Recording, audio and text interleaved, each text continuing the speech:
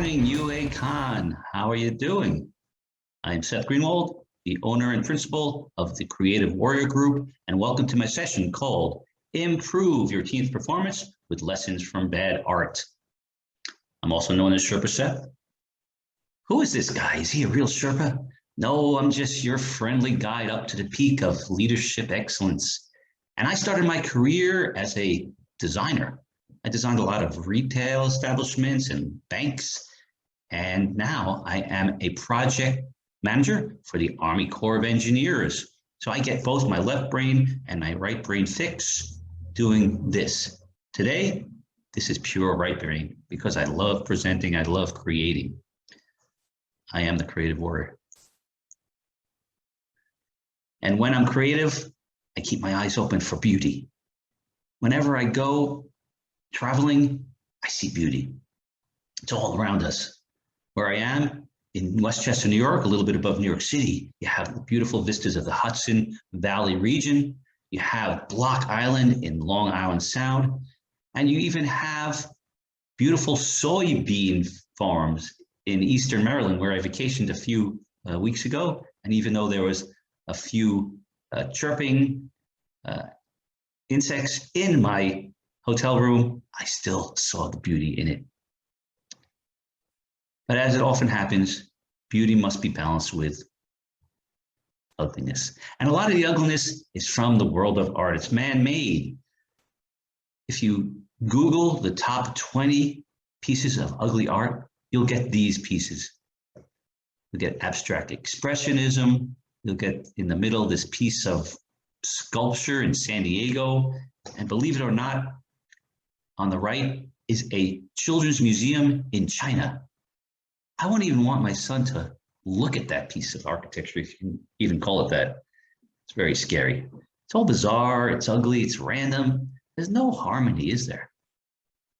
But having said that, as long as you keep your eyes open, as Dr. Seuss says, you can learn from even the bad art. You can learn from anyone, as Bill Nye says. You can learn from nature, as Wordsworth says, and just keep your eyes open and you'll learn. So that's the topic for today. It's a mashup of two of my favorite themes. What can bad artwork teach us about good teamwork? So let's just jump right into it. Bad art lesson number 1. It starts with Jackson Pollock. He was an abstract expressionist in the early part of the 20th century. He created something called the drip technique, where he created his canvas and he put it on the floor. And what he did was kind of use the random dancing to like throw paint onto the canvas. Now, every artist works differently, and I'm not here to tell you whether you like this art or whether you don't like this art. It's all very subjective. It's up to you. But what I want to focus on is not his art, but what he said about his art. When I'm in my painting, I'm not aware of what I'm doing. It's only when I lose contact with the painting that the result is a mess. What does Jackson mean by in the painting? He's in front of his painting. Is he in his painting? Well, the only way I can describe it is, have you ever been on a whitewater rafting trip? There's rocks in front of you, there's whirlpools on the side, maybe there's a floating tree branch. If you focus too much ahead of you, you're gonna flip right over. You're gonna be in trouble. What you wanna do is focus on the zone right in front of you, the zone of focus. Don't think too far in advance. This is called the state of flow. It's truly an amazing state because when you're in flow, all time is lost. Your actions just feel effortless. Your thinking just flows. Your need for control disappears. You're on the cutting edge of time. You're in the moment. You're in the zone. I was in the zone when I wrote my second book called Answering the Call of Your Creative Warrior. I wrote it on my commute into the city. I had 55 minutes. What am I going to do with my time? Well, every day at 6:50, I would sit down in the train by myself and summon the flow. It was as if I wasn't writing. It was as if the words were coming towards me, and all I had to do was stay with those words. I was an empty vessel. It was magic. As long as I didn't think about editing, I was good. I would say, I give up, I give in, let's go. It was like a journey of discovery. That's what Henry Miller said. And I felt like I was really moving along with the flow of time. That's all you have to do. And you can do it with your team. It's called group flow. It makes everything better in the workplace. It makes the relationships of your teammates better. It makes your meetings flow smoother. It makes your presentations more compelling. It makes what teams do best. They're in their A game when they're in flow. Speaking about games, it just doesn't happen on the canvas. It also happens on the field. It's poetry in motion when it happens in baseball, and it did 20 years ago in the American League Division Series. Let me set the stage for you. It was the New York Yankees versus the Oakland A's. The Oakland A's were up 2-0. It looked like they had this third game in the bag, and if they won that third game, the Yankees would be out. It was the bottom of the seventh inning. It was 0-0. They were about to score, the Oakland A's were. But, well, let me stop talking. Let me show you what happened. It's called the Jeter flip. Doesn't have a stolen base the entire season, so you're not going to run, you're not going to hit and run, you got to wait for a gapper. That is fair in the right field line. Giambi on his way to third, and they're going to wave him around. The There's Jeter. There's the flip. Oh my goodness, did you see that? What was Derek Jeter, the shortstop, doing on the first base side? The throw came over the first baseman, who's going to be the cutoff man. He was going to throw it to the catcher, but instead, Derek Jeter just happened to be there and flipped it to the catcher. And the Yankees won the game, and they won the next 2 games, and they went on to the World Series just because of the beautiful play, the flow that Derek Jeter added in one play. And it just wasn't that he happened to be there. He was in sync with the moment. He was in tune with the game. He was in the zone. It was his A game for sure. Derek Jeter with one of the most unbelievable plays you will ever see by a shortstop.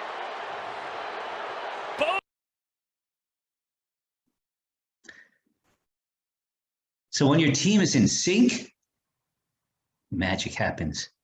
Group flow, so great. It promotes strategic alliances, ideation and innovation, efficiency and productivity. When your team is in sync, everyone wins. So what do we learn? Bad art happens when the artist is out of touch with their art. Teams work best when members are in sync, in time, and in flow with each other. Bad art lesson number 2. Are you ready? Because here we go. Marcel Duchamp, he was a Frenchman, and he was associated with the Surrealist movement in the early 20th century. Now, look at him, smoking on his stogie. He was a cool artist. Now, was he really associated with Surrealism? Because he didn't want to be. He just wanted to be his own thing. He said this: I have forced myself to contradict myself in order to avoid conforming to my own taste. What are you talking about, Marcel? You are truly unique.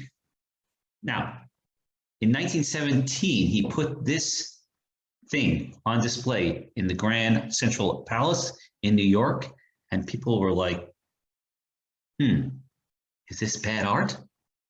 Again, art is subjective. But they never seen anything like this before. He was truly a man who could see things, because what this really was not a fountain, as he called it. but it was a men's urinal. Yes, a men's urinal. This type of art was called ready-made. And he had already done this type of thing with bicycle wheels and with spoons, but this was his most famous. And there it is, signed at Armut. We don't even know who that is. The way he saw ready-mades is that he found a point of indifference. He just wanted to see. Look at those eyes. There he is as a young man, seeing through you, seeing what is. Just like Jake Sully in Avatar. They see what's in front of them. That's what we have to do as project managers, servant leaders. How do we do that? Well, take, for example, a tree. If you think about tree, they all kind of look the same, right? Like a cartoon tree in your mind. But when you're in front of a tree, this beautiful thing, you have to see its beauty, see what's in front of you instead of thinking about what's in your mind. And how do you do that? You suspend judgment. You see the thing with fresh eyes, even if your mind is telling you not to, because it's too strange or odd or new. As leaders, we want to encourage our team to see without judgment, without prejudice. That helps them to communicate with authenticity. They find their real self. And when they do that, they can create spontaneous connections with each other. They have a closer rapport, and they have supportive relationships. All good when you want a sense of team. Together, everyone achieves more. TEAM. So what did we learn from bad art? Number 2, sometimes what at first looks like bad art is not really bad art. Teams work best when they see each other without judgment and communicate in an honest and authentic manner.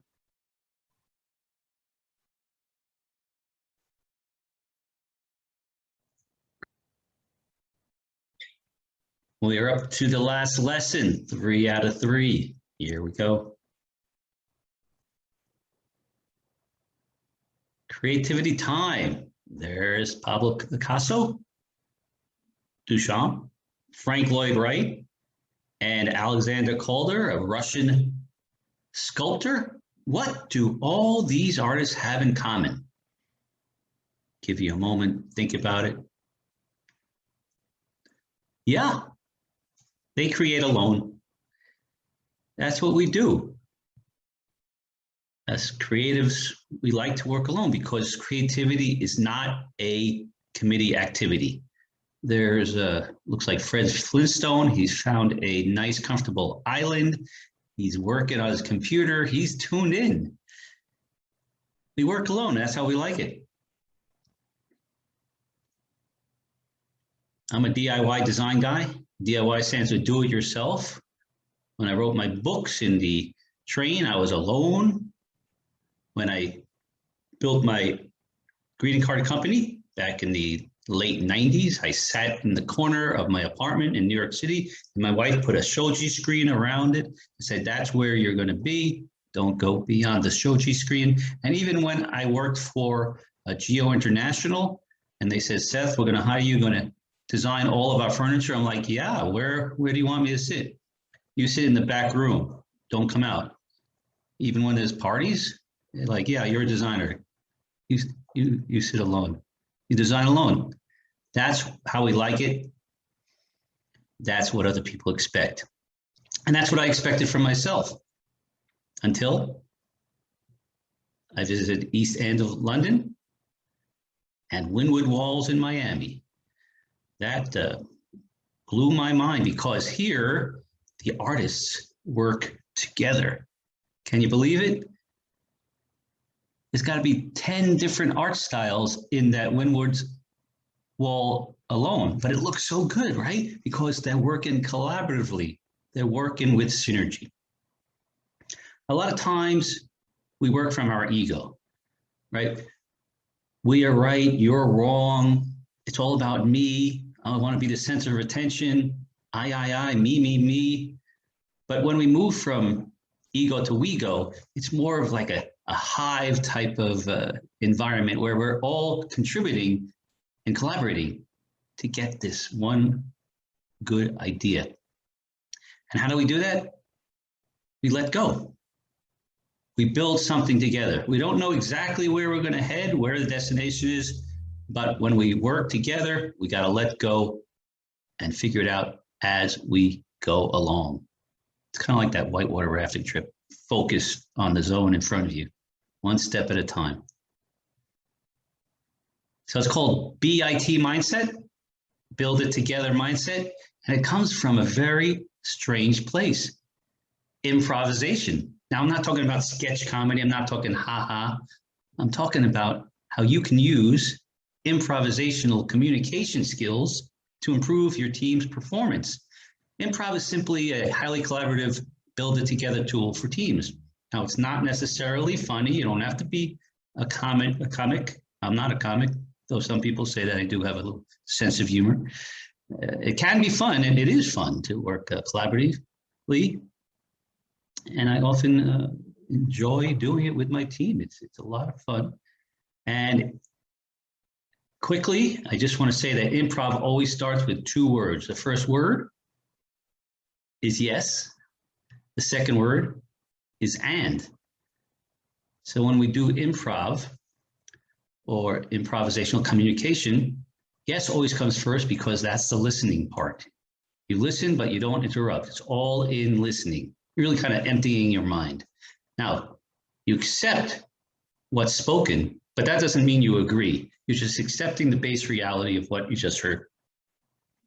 And it's really about getting out of your head and into the moment. Stay on the cutting edge of time. Now, and is all about speaking.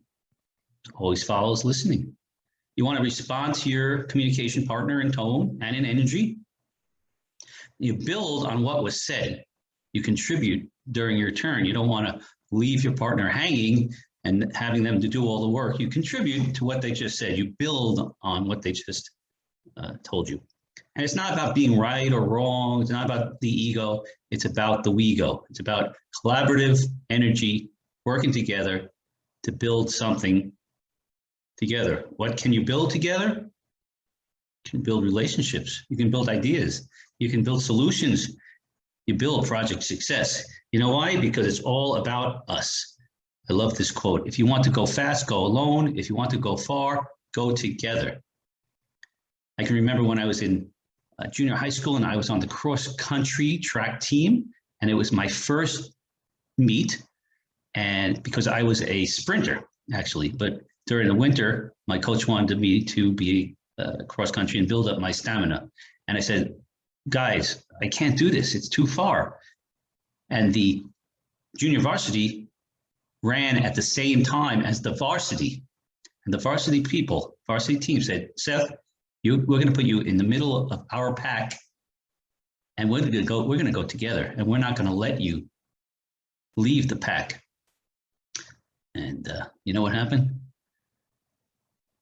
Not only did I come in first place in junior varsity on my first race, I beat a bunch of varsity people as well, because it's about building it together. It's about a we go. It's not about ego.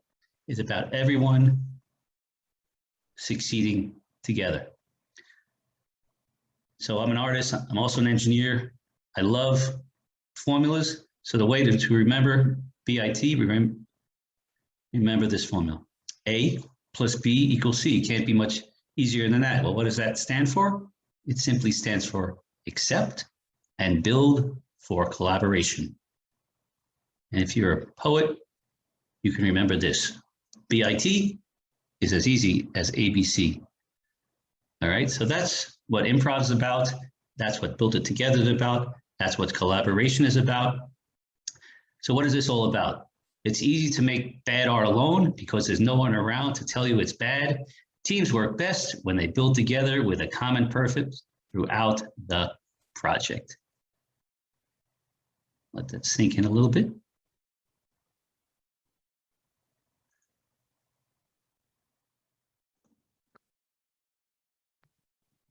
I'm so glad we had this time together, but now we have to wrap it up. Anyone have a drum? Let's do a drum roll. Here we go. I'll do a drum. Teams work best when each member understands that they are an essential part of a larger composition and they take collaborative action to create a beautiful masterpiece together. Right? It's all about beauty. That's where we started. That's where we're finishing. You, as the servant leader, servant artist, can help your team create a beautiful project masterpiece. So there you go. I do want you to become a servant artist by helping your team access the magical state of flow to create spontaneous connections with each other anytime, anywhere. You're going to help them express and share their unique ideas with authenticity. You want to collaborate and cultivate a build it together culture for excellence in problem solving and decision making.